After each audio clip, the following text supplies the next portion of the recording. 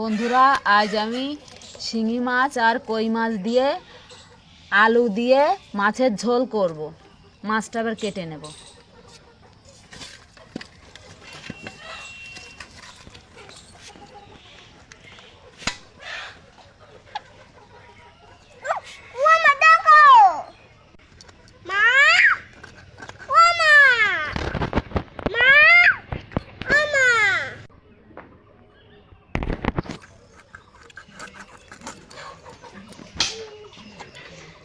মাছগুলো কেটে নিয়েছি, এবার ধুয়ে নেব। বন্ধুরা, আমি মাছটা কেটে ধুয়ে নিয়েছি, আর আদা বেটে নিয়েছি, টমেটো কুচি করে নিয়েছি, আর আলু কেটে নিয়েছি এভাবে।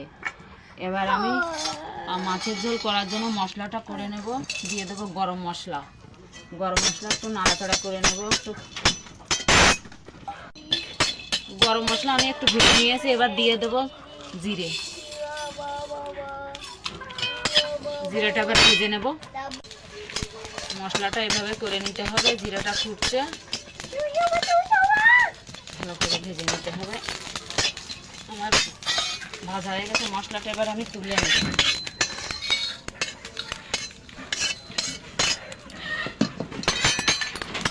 কড়াইতে দিয়ে দেব তেল মাছটা ভাজার জন্য। মাছে তেল দিয়ে দেব।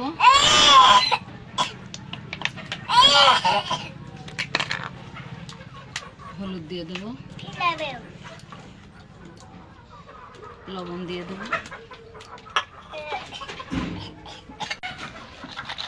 মাছটা এবার লবণ হলুদ ভালো করে মেখে নেব। মাছটা ভেজে নেব। এবার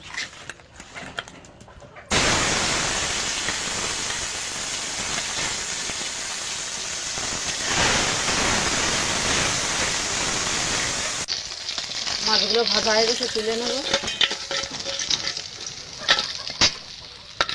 শিঙি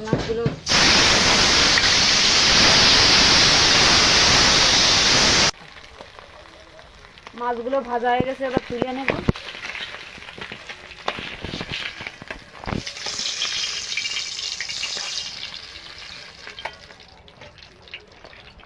কড়াইতে তেল রয়েছে, আর একটু তেল দিয়ে দেবো।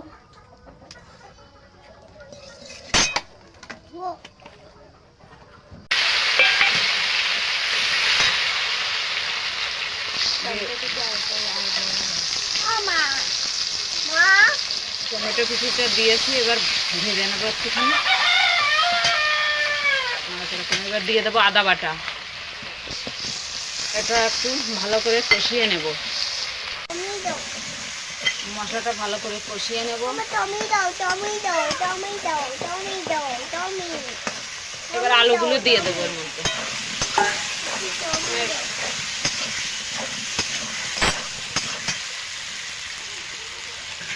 দিয়ে দেবো হলুদ গুঁড়ো।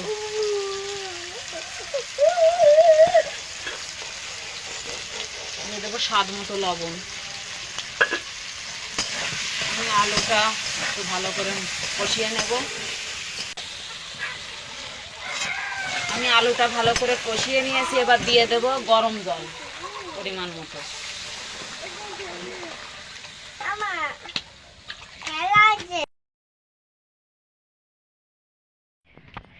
দিয়ে দেবো লঙ্কা গুঁড়ো,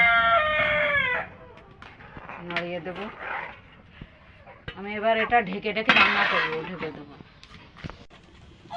মশলাটা আমি বেটে নেব। ঢাকনাটা তুলে একটু নাড়িয়ে দেব।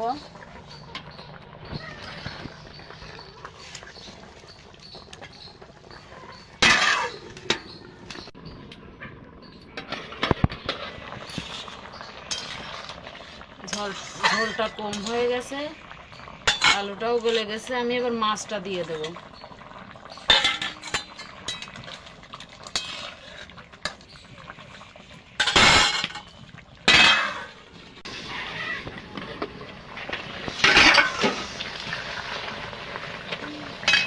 এবার এই ভেজে রাখা মশলাটা আমি বেটে নিয়ে আইছি, দিয়ে দেবো।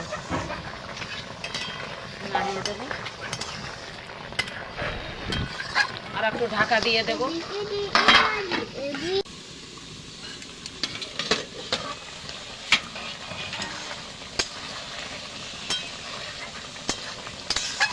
মাছের ঝোল রান্না হয়ে গেছে,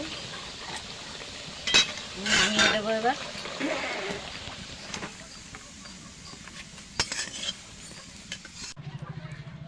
আমার আলু দিয়ে শিঙি মাছ কই মাছের ঝোল রান্না হয়ে গেছে। রেসিপিটা যদি ভালো লাগে লাইক কমেন্ট শেয়ার করবেন আর আমার চ্যানেলটা অবশ্যই সাবস্ক্রাইব করবেন।